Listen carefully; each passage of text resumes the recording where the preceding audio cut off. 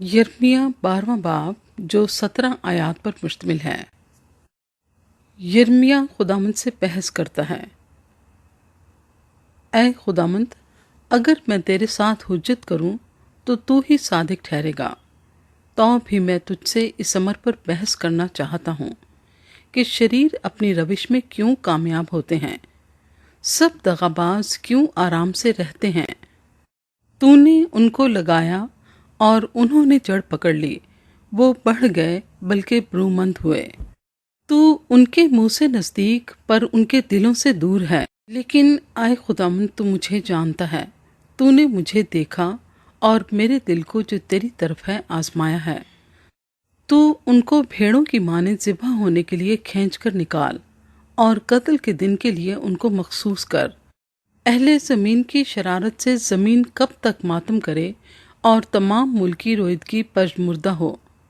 चरिंदे और परिंदे गारत हो गए, क्योंकि उन्होंने कहा कि वो हमारा अंजाम ना देखेगा। अगर तू प्यादों के साथ दौड़ा और उन्होंने तुझे थका दिया, तो फिर तुझमें ये ताप कहाँ कि सवारों की बराबरी करे। तू सलामती की सरजमीन में तो बेखौफ है, लेकिन यर्दन के जंगल में क्या करेगा? क्योंकि तेरे भाइयों और तेरे बाप के घराने ने भी तेरे साथ बेवफाई की है। हाँ, उन्होंने बड़ी आवाज से तेरे पीछे ललकारा। उन पर एतमाद ना कर, अगरचे वो तुझसे मीठी मीठी बातें करें। खुदावंद अपने लोगों के सबब से रंजीदा होता है।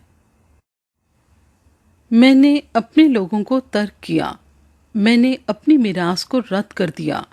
मैंने अपने दिल की महबूबा को उसके दुश्मनों के हवाले किया।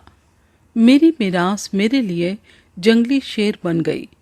उसने मेरे खिलाफ अपनी आवाज़ बुलंद की, इसलिए मुझे उससे नफरत है। क्या मेरी मिरास मेरे लिए अबलग शिकारी परिंदा है? क्या शिकारी परिंदे उसको चारों तरफ घेरे हैं? आओ, सब दश्ती दरिंदों को जमा करो, उनको लाओ कि वो खा जाएं।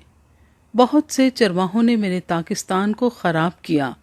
उन्होंने मेरे बकरे को पामाल किया, मेरे दिल पसंद बकरे को उजाड़ कर बियाबान बना दिया। उन्होंने उसे वैरान किया, वो वैरान होकर मुझसे फरियादी है। सारी जमीन वैरान हो गई, तो भी कोई इसे खातिर में नहीं लाता।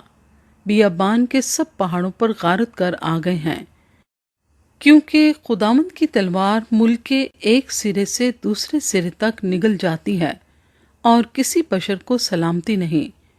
उन्होंने गेहूं बोया पर कांटे जमा किए, उन्होंने मुशक्कत खींची पर फायदा ना उठाया। खुदावंद के कहरे शदीद के सबब से अपने अंजाम से शर्मिंदा हो। खुदावंद इसराइल के पड़ोसियों से वादा करता है।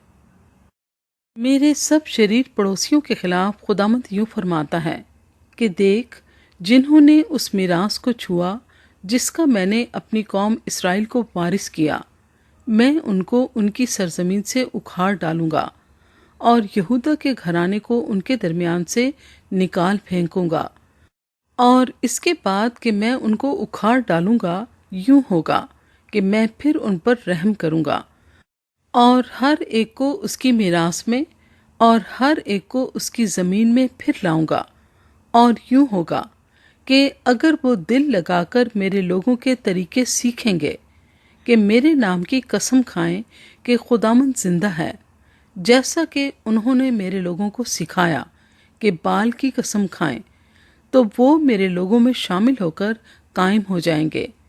लेकिन अगर वो शिनवा ना होंगे, तो मैं उस कौम को यकलख्त उखाड़ डालूंगा और नेस्तो नाबूद कर दूंगा। खुदावंद फरमाता है।